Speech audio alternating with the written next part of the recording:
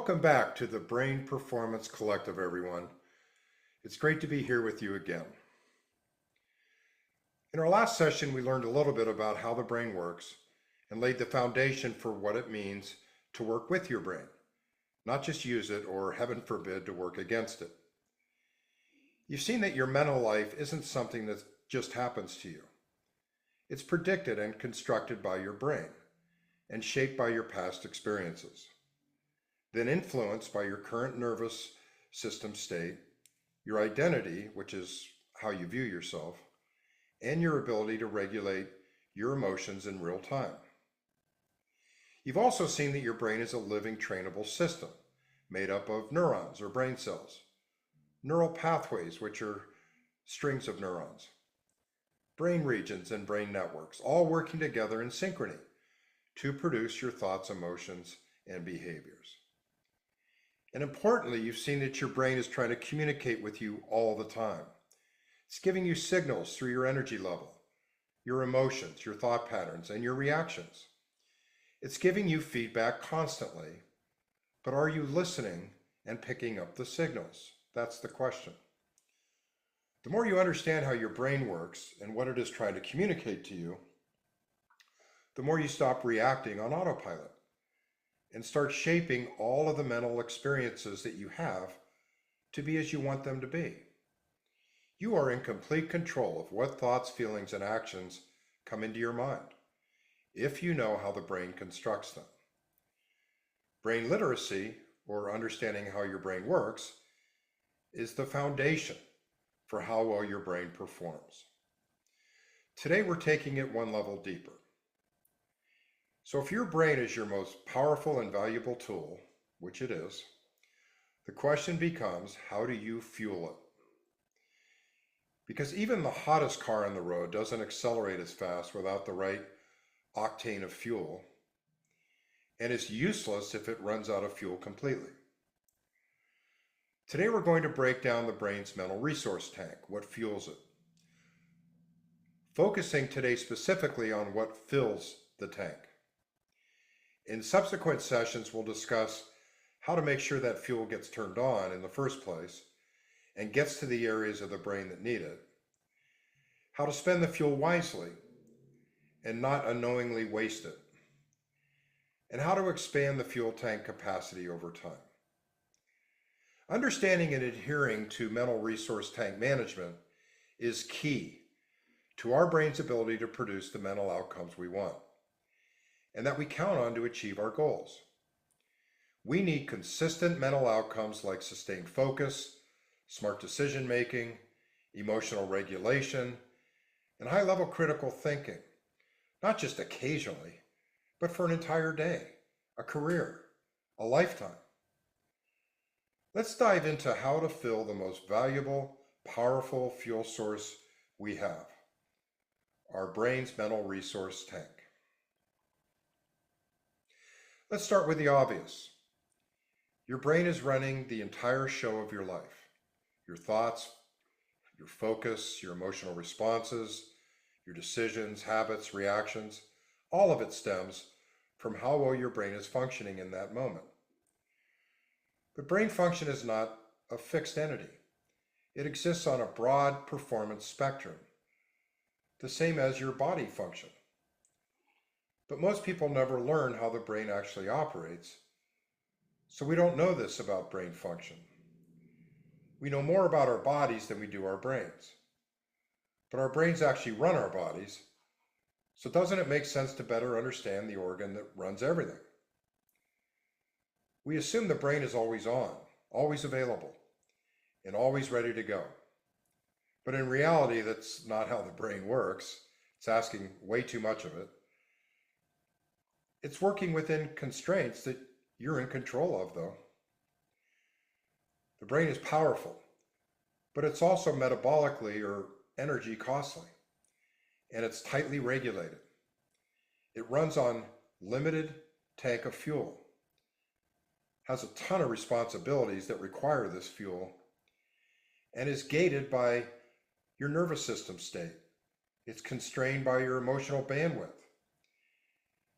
And it's shaped by both your self-perception and how well each domain of the brain, which is like a brain skill, has been trained. The brain is complex, and understanding what makes it perform at its best is kind of important if we want a higher quality of life. Even though your brain is just 2 pounds, it burns over 20% of your total energy. That means glucose, oxygen, and neurotransmitters are being consumed by your brain every moment of your life, whether you're deeply focused, just daydreaming, or even when you're asleep. But the burn rate of these resources and which parts of the brain get the fuel depend on your physiological and mental state. Some brain regions, like the prefrontal cortex, which you've probably heard of, which is the higher order thinking part of our brain, which powers outcomes like focus, decision making, self-regulation, and long-term planning. This brain region, the prefrontal cortex, is especially energy hungry, consumes a lot of energy. When the brain detects that our fuel is low, or the nervous or emotional systems are dysregulated, it protects itself by shutting down these higher energy consuming areas in order to conserve fuel. Instead, it shifts to older automatic patterns, like old habits, shortcuts, or emotionally reactive scripts that are automated and been well practiced over time in our lives because they cost less energy to produce by the brain. Remember from the last time we met that our brain's primary job is to look for threats, keep us safe, and spend mental resources as efficiently as possible. So the brain is constantly managing the level of mental resource fuel that we have in our tank. And when we're low, it starts to cut corners. That's why we often default to automated patterns like procrastination, distraction, irritability, and avoidance, even when these things are not helpful. It's because our brain is running low on fuel, so it won't allocate resources to more energy demanding processes like higher level thinking that we actually need in the moment. So it defaults to these energy conserving old scripts. Now, this isn't because we're lazy or broken. It's because our brain isn't properly fueled, or our nervous system and emotional systems aren't conditioned or regulated, or our identity isn't aligned with our values, or our brain skills haven't been properly trained and developed. So when performance breaks down, it's the result of a tangle of brain level factors, including low mental resource levels, dysregulation of key systems, identity misalignment, or a lack of perceived reward, or a combination of all of them. The brain can't perform what it doesn't have the capacity, resources, or desire to pursue. Once you learn to decode which of these factors is causing your performance deficit, you can apply the right intervention, rather than blaming yourself for not trying hard enough. Trying harder in the face of an unsupported brain is not a sustainable nor an enjoyable experience. To be a high performer, we don't need more willpower. We need better brain strategy and execution. We need to understand how to manage the mental resource tank, keep access to its resources open through nervous and emotional state regulation, and actively train the domains that drive our performance. That's what our work together is about, learning to optimize the brain's performance system so it can help you achieve your goals under real-world conditions and challenges. Your brain can't perform or support you if you don't support it. And if you don't know how, you're flying blind. Before we can expect our brain to perform well, to focus, regulate emotions, solve problems, or stay motivated, we need to make sure it has the fuel it needs. Just like a car can't run on empty, your brain can't function without its needed mental resources. Mental resources to fill your tank include things like glucose and oxygen, which together make ATP, which is the energy the brain actually burns. It includes neurotransmitters, hydration, trace minerals and cofactors, amino acids, healthy fats, all the physical and chemical inputs your brain relies on as fuel to make sure the brain's business gets handled expeditiously and efficiently. These are the raw materials the brain uses to produce mental outcomes like focus, memory, emotional regulation, motivation, and cognition. The inputs we can control that deliver the mental resources our brain needs to perform are diet, nutrition, sleep, hydration, exercise, light exposure, deep breathing, mental recovery, neurochemical modulating practices like gratitude, journaling, meditation, laughing, dancing, singing, etc. When your mental resource tank is low, your brain starts to conserve energy on purpose. That means it starts blocking access to certain brain functions that require lots of energy because it doesn't have enough energy. Therefore, it becomes more reactive instead of task-oriented. It defaults to old automated patterns and habits and emotional shortcuts that are frequently unhelpful. Now, this isn't a personal flaw, it's the brain's biological conservation strategy to conserve energy. That's why filling the mental resource tank isn't optional if you want to perform at a high level all the time. In summary, your brain can't perform without fuel, not just food, but a variety of mental resources. Here's a list of ingredients your brain depends on to produce the things you want your brain to produce, like focus, to plan, to regulate emotions, to set goals, and to execute high performance behavior. If you want these outcomes, we need to give the brain the resources it needs.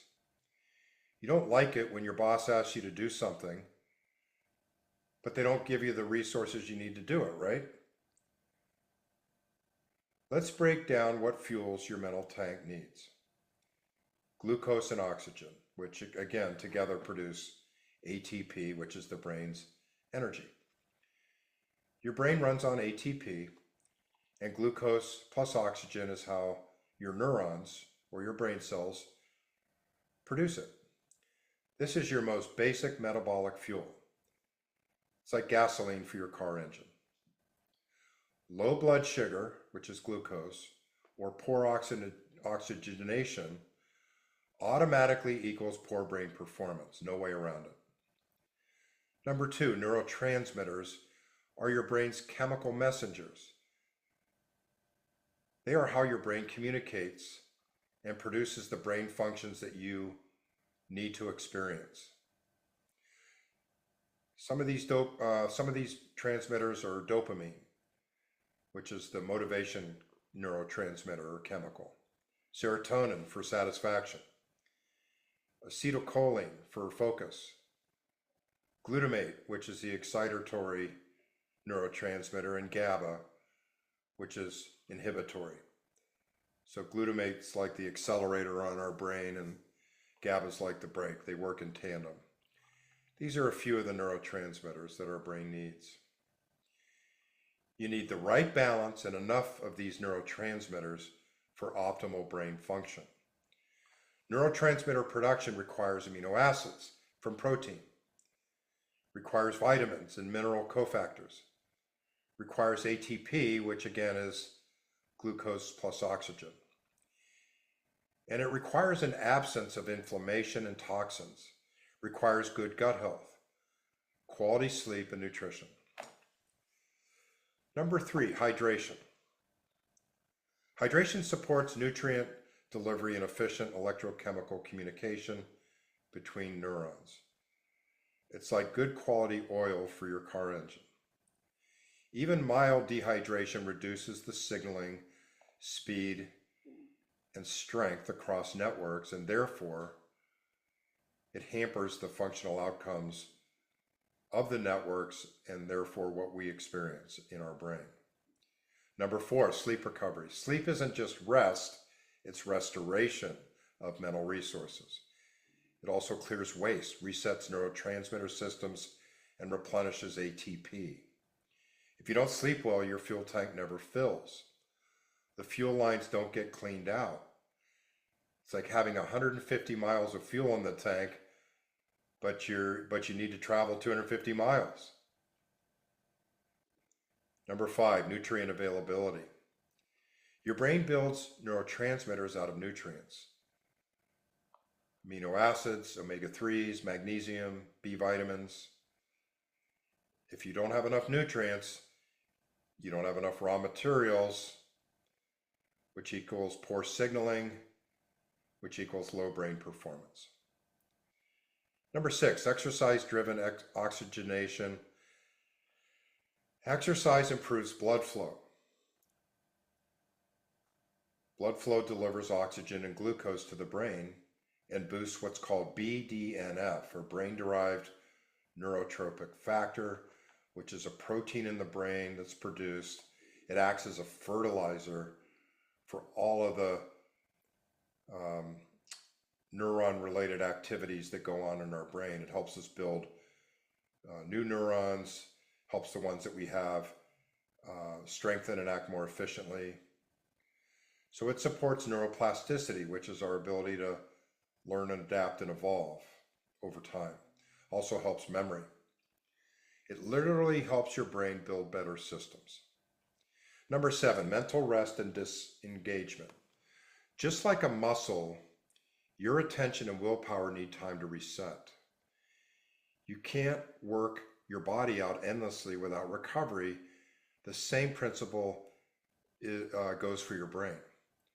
Rest isn't laziness, and we shouldn't look at it that way. It's a reset button for us to refill our mental resources. And number 8, positive emotions. They're not just nice to experience, they are metabolically restorative and activating as well. Experiences like joy, connection, pride, awe, laughter, and love replenish your brain's mental resource tank by reducing stress, which gets in the way of resources being able to be regenerated. It also shifts our nervous system into a more regulated, energy efficient state.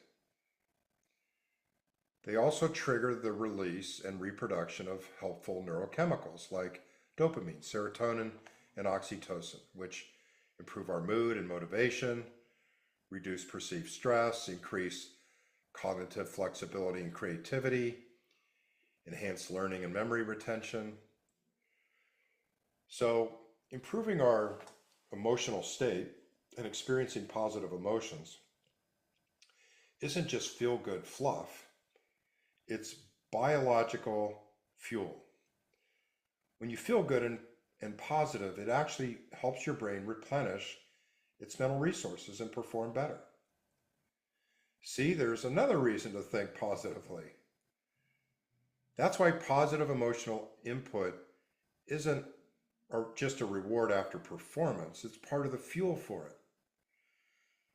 When your day includes moments of emotional uplift, your brain performs better and bounces back faster. So I encourage you to check in throughout your day to make sure you are experiencing enough gratitude and joy.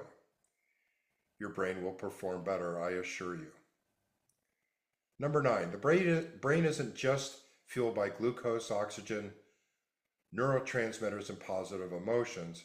It's fueled by meaning. Meaning is what's important to you. It's the meaning that we attach to things. When a task feels purposeful, emotionally relevant, or tied to your values, your brain is more willing to allocate energy towards it. This happens because meaningful tasks activate the dopamine system or the reward system, which increases motivation, engagement, and sustained effort, even when the task is hard.